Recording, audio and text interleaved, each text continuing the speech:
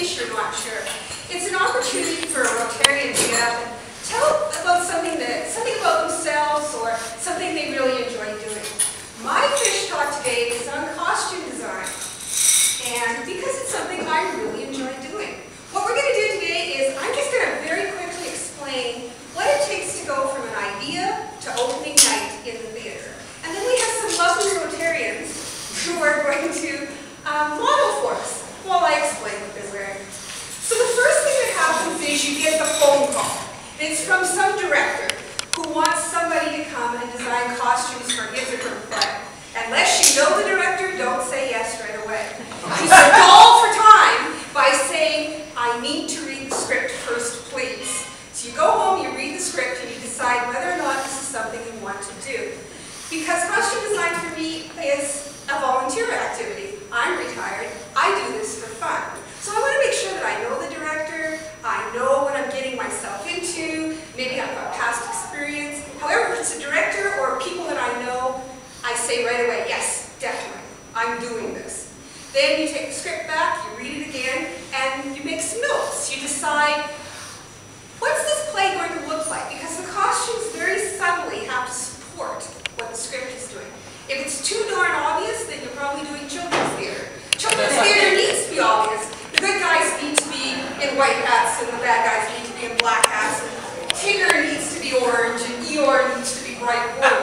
But if you're doing it with adults, it needs to be more subtle than that. So you're deciding what colors you're going to use, which is called a palette. Then you're deciding what's the concept going to be. What are we doing? You're going to go to the background of, probably go to the internet and find out what the historical background is if you're doing a historical play.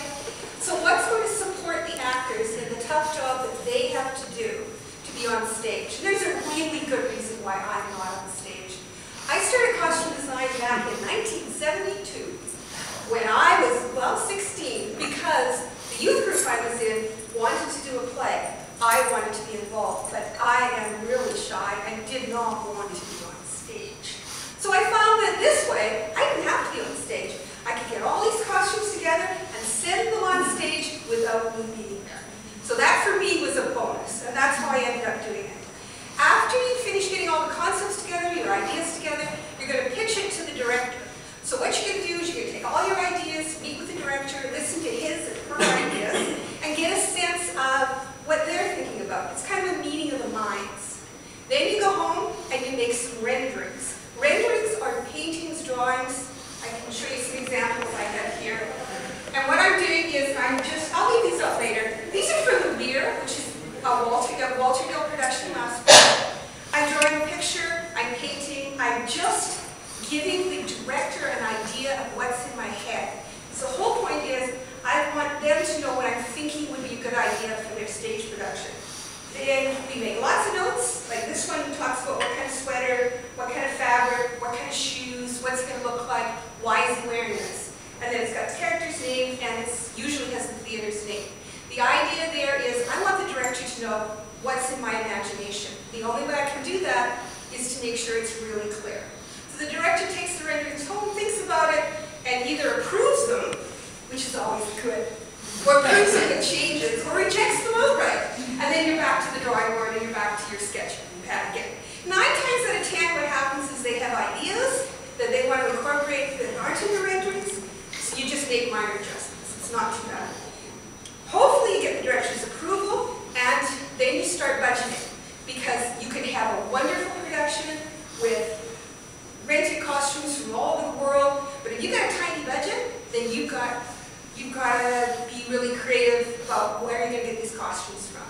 A lot of costumes are borrowed, recycled, value villaged, begged from somebody. I've even gone up to people and said, I noticed you have that lovely coat. Do you think we can borrow it? My poor Satan husband has had more stuff than he has on stages all over Alberta than I think he cared for them. But that's what you're doing, because it's like in business. You've got a budget, you've got an end product that you want to achieve. But you gotta get there. So if you're looking at an average production, if it's a historical production, you might be looking at approximately $200 a character.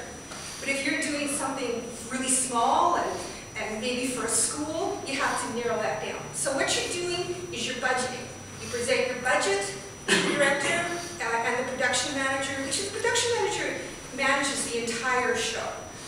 but there's different people that report to him. I'm one of those, or her. I'm one of those people that would report to the production manager and say, this is how much I think it's going to take for me to put the show on. And they'll either say, okay, that's good.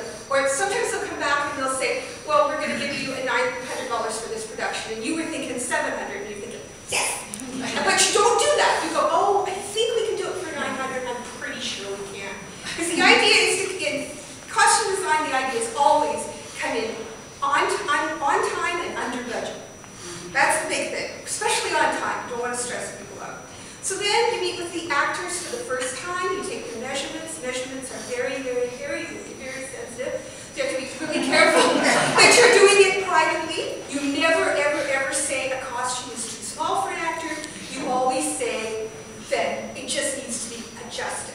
Adjusting can mean anything. But people are sensitive. And, you know, think about the tough job that actors have to do. They got to go on stage and become somebody else.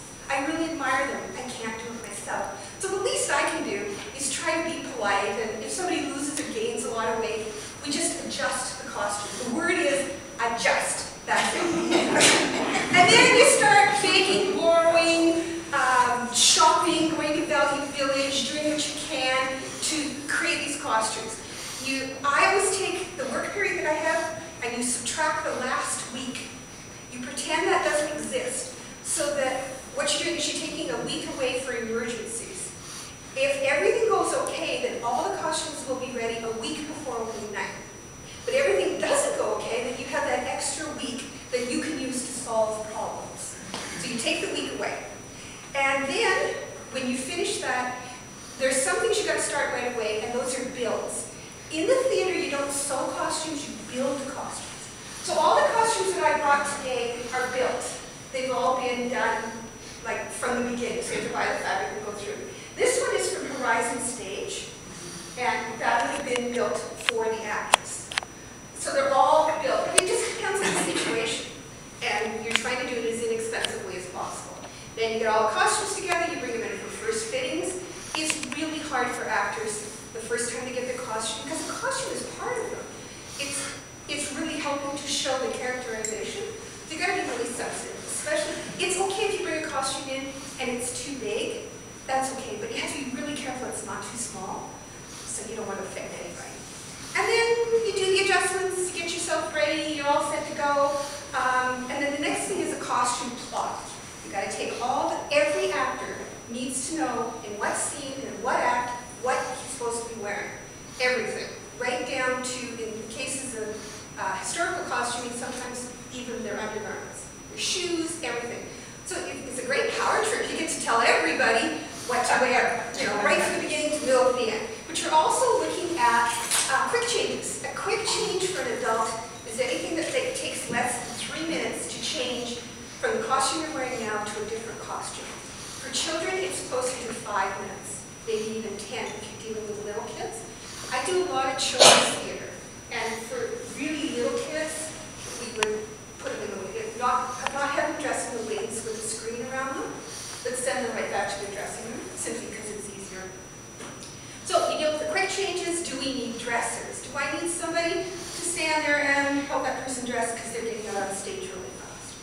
And then finally, you have in your basement rows upon rows upon rows of racks of costumes, and they've all got little papers on them, and you see the dog go by several times with feathers in his fur, and it's the big moment. The big moment for me is not opening night.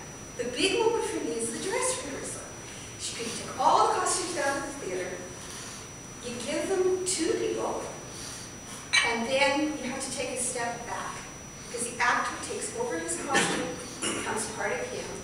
And unless there's a problem, your job is almost done. If there's problems, you need to be in the house. The house is where the seats are, where the audience sits. You have to be in the house watching them play, but I watch it from far up. And as the night goes on, I get further and further away from costumes because I know they're not my costumes anymore. They belong to the play, to the actors. And then I get my magic moment all alone in the dark. When I look at those costumes and I think, I've gone from an idea in my imagination to all of this. And there they are. It's done. And then we have opening night. By opening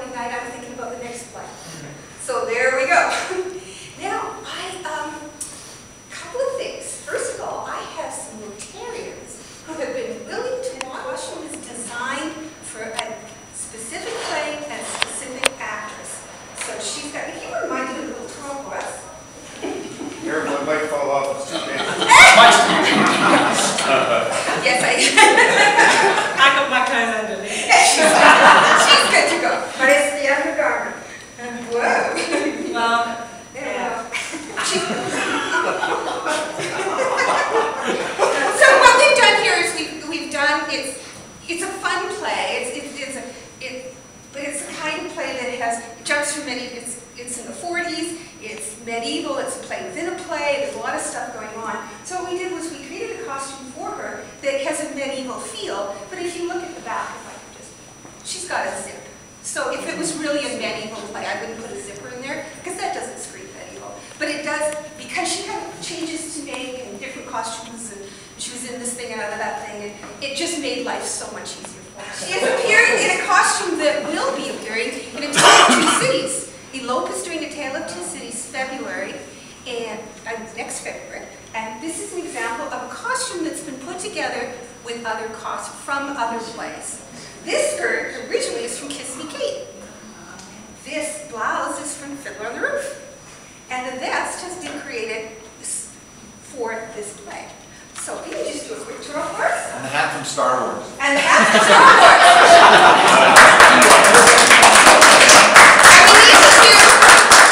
I need you, if you don't mind doing your skirt out of this.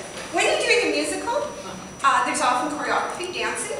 All the skirts need to be quite enormous. That's a half circle. Can you do the can-can now? I don't know. Can you do that? I would if I could, but I can't.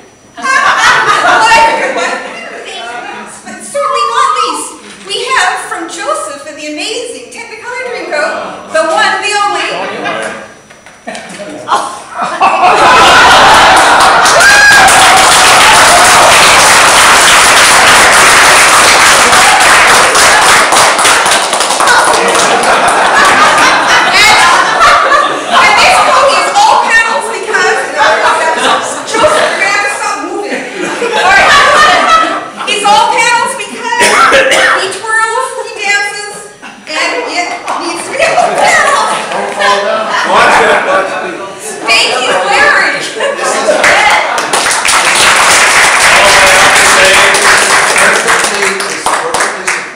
Always throw old medication.